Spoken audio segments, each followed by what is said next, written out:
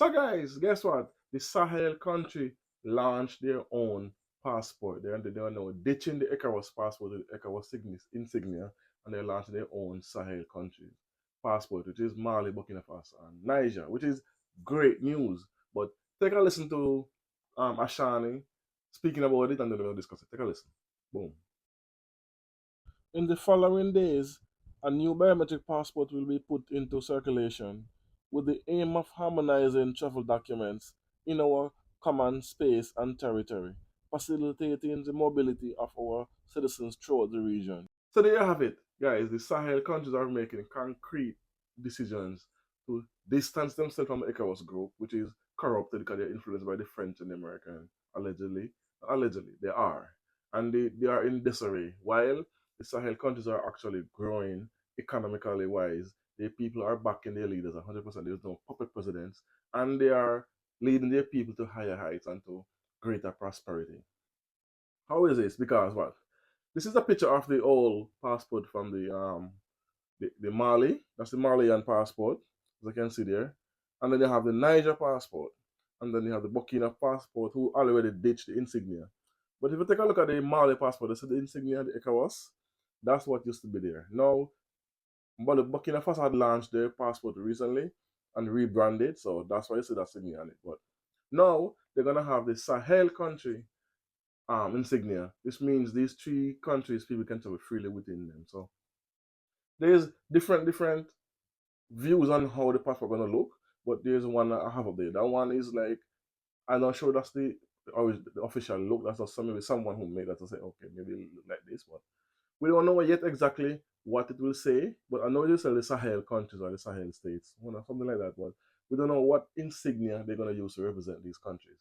And I'm pretty sure gradually other countries are gonna join with who don't have any Western mentality and don't have any puppet leaders or who does not take orders from the French or the Americans. We have Benin who's taking orders from the French, Ivory Coast, even Senegal, Cameroon. Those countries are riddled with puppets and taking orders from external forces against their own brothers and sisters. So this is the reason why you see the Sahel countries are departing from them and also now creating their own. They have their own army. They recently also launched their own bank, and they are in talks of having the one airline for all three countries. So they are making major steps, and they speak of also having the one currency, which will also be a boost because what in Burkina Faso, eventually had launched their own reserve bank, which is a great deal. So with that said, they have control of the resources because they just recently retook two of their gold mines from an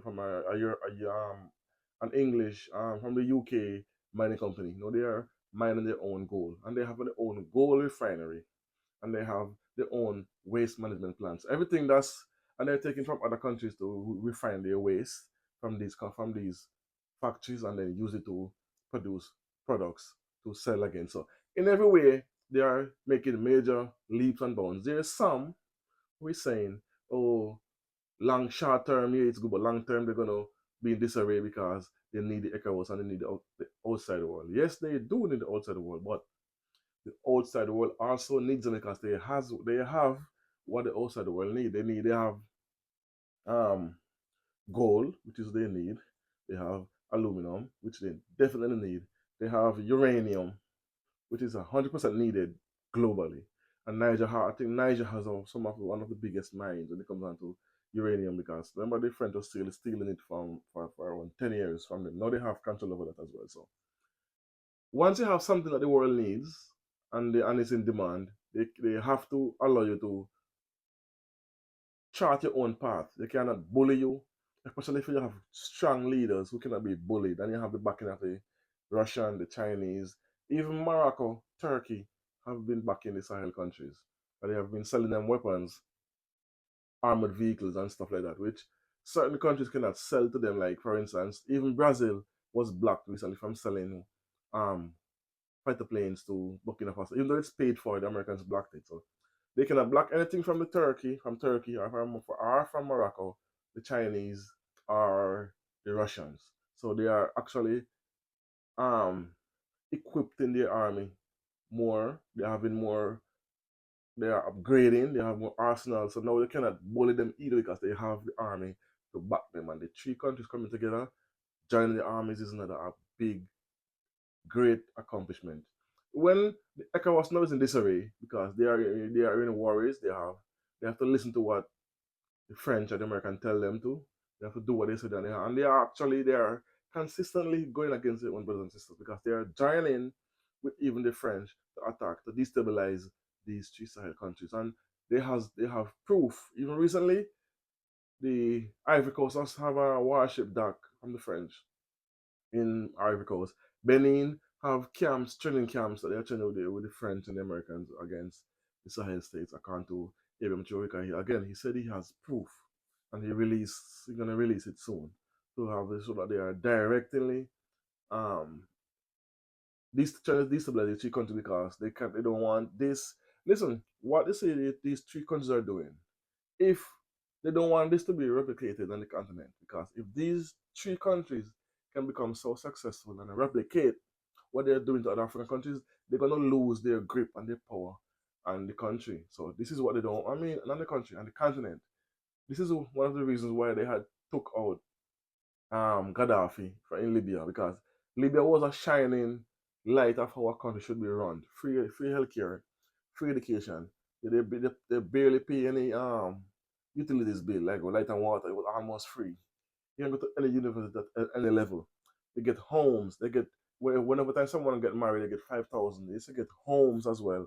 And Gaddafi had promised every citizen in his country will have a home for themselves to call their home. And they did not want these things to be replicated. And then the final straw is when he wanted to do the gold denary currency, to use gold as their currency to trade. And because the outside world don't have that much gold as Africa does, they started a propaganda program to discredit him and to make people turn against him, which actually eventually happened, and that's how they take him out. The fear of what he had replicated, the same thing they're doing now to Burkina Faso, Mali, and Niger. They don't want this to be replicated and seen as a success. Why they are so hell bent on stopping these countries from their growth that they're doing. But they cannot stop it because it's what? It's whenever you have your own citizens back you 100%, it's difficult for them to turn anyone against these leaders because these leaders, citizens, Burkina Faso citizens, the Niger citizens, the Mali citizens, they back their leaders 100% because they're making their lives better and they're fighting against insurgents and groups that intend on harming their citizens. They're retaking land. They're opening hundreds of schools are being reopening. Hospitals are being upgraded and being modernized. So is the airport. So they don't want these things, these guys to come and do things that they have been um, stopped from accomplishing because these superpowers have been stopping countries because when you put a puppet president in power, they have to do what you say. And when you have say over a country, they cannot improve their citizens' life, for the citizens to, in turn, loves them and help and want them to grow and stay in power. No, they cause instability, they cause infighting, and this is what they cannot do in Burkina Faso, which is pissing them off, and this is why they are trying to use the other African countries, including the ECOWAS, to fight against them, but it's not working. Good, from what we have seen, it's not really working. And for the past 2 years, these countries have been growing economically, um, militarily, and democratically. So let me know. Anyway, what do you think about this? New Sahel, the new passport that will be launched for these three countries. Do you have an idea what the insignia will look like, or the logo, and what they will name it?